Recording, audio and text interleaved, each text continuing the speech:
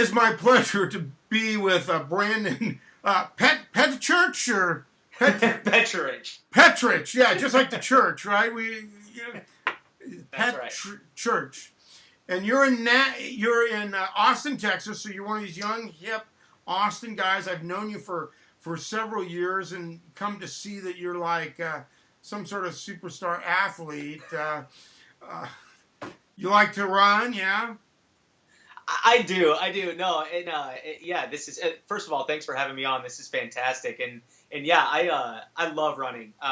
Downtown Austin is just way too nice to just be only there for the music, and so they've got a really cool trail that runs right on the river, that runs right through downtown. It's got some nice loops. It's got a great 3-mile, 4-mile, and 8-mile loop, and there's actually a trail that leads right from my house and loops out around 2 lakes, and I can get about 12 miles out of that one. So anytime I can get outside when it's not ridiculously hot in Texas, by the way. Oh, so yeah. we're approaching that season, so I've got to start getting out pretty early. But yeah, it's way too easy to be fit down here.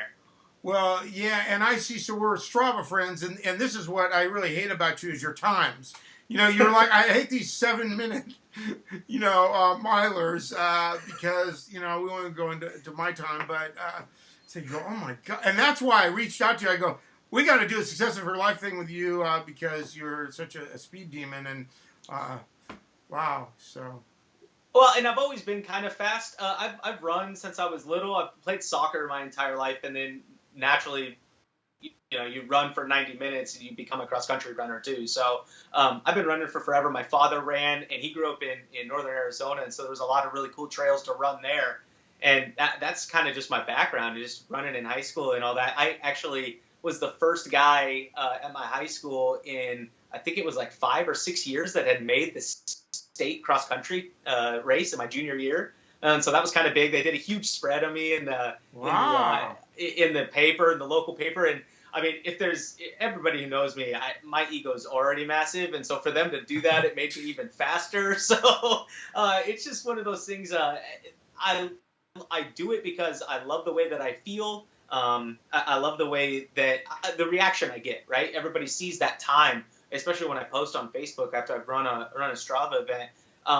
I love watching that number get lower and lower and lower. In fact, my goal for the end of this year is 6:45 for 6 miles, and I almost hit that for 3 miles, and so I'm almost there. But when you're running that fast, 15 seconds a mile times 6, that's a lot. Okay, so I am a little in awe, and I hang with these runners lane people that have changed my life, and they do some insane things. We've got Spartan guys and 50K people. We just had somebody back did the Boston Marathon and all that. But I will share. Awesome. Yeah, it's really awesome.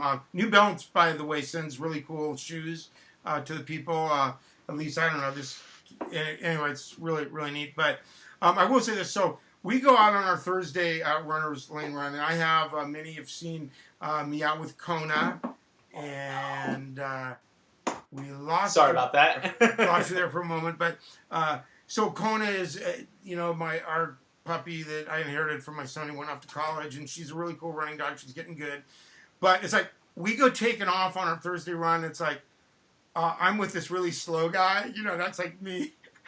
So I feel for her. So now we have a feature that I will post occasionally where like a fast runner will take Kona, and the thing that's really cool. So the thing is, she looks back at me. It's like I go, no, go, because these guys, and so she gets to go out and run. But I need somebody, strong to just go, work through that, looking back at me. But it makes me feel really good that my dog loves me and wants to be with me, even though I'm slow, So that's the way that goes. Hey, we talked about this a little bit before we started this. So that just getting out there and doing something, right? I'm wearing the shirt that says, I run to burn off the crazy. That's no joke. I mean, that's seriously our industry and everybody's industry, everybody's work.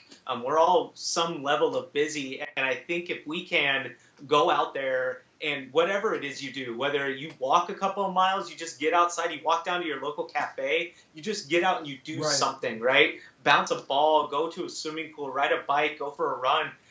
All of that stuff just mentally is going to make you so much stronger in the long run, and make you much more productive in your everyday life. So. Right, and that's one of the things we like to share in these interviews is to encourage people, because people might go, "Oh my God, I hate you because you're aspiring to do a 45 mile, whatever it is," or maybe they feel intimidated. But I can just tell you right now, I mean, I am slow. I embrace slow. I'm totally okay with the idea that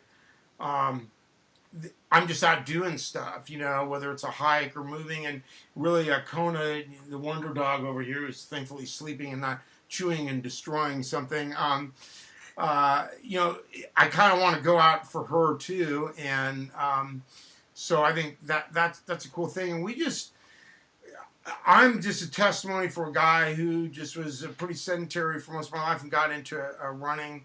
Now over 3 years, and what I've been able to do, 2 half marathons. I mean, that's as far as I want to go.